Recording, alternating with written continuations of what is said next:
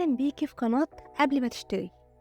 في الفيديو ده هتكلم عن منتج مهم جدا للبشرة الدهنية واللي بيطلع لها حبوب، وهو تونر من شركة لا روش بوسيه، وهو إفيكلار أسترينجنت لوشن. لا روش بوسيه هي ماركة فرنسية مشهورة من منتجات العناية بالبشرة الحساسة والمشاكل الجلدية.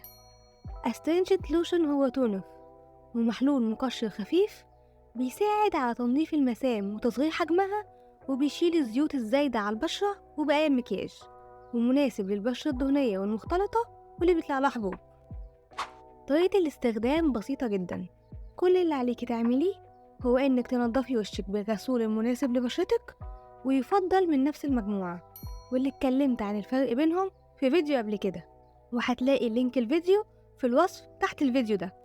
وبعدين تبلي حتة قطن بالمحلول وتمسحي بيها وشك بحركات دائرية خفيفة، وحاولي تبعدي عن منطقة العين، وبتستخدميه مرتين في اليوم الصبح وبالليل.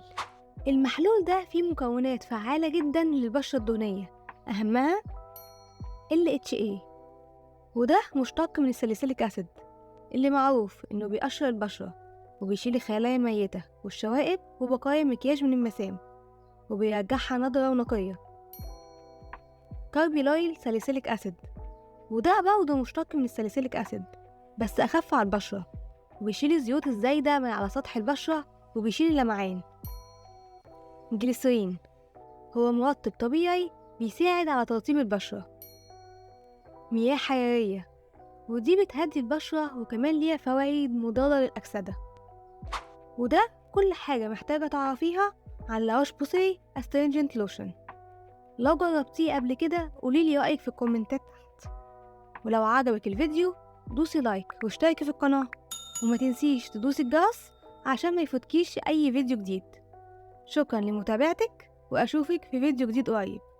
سلام.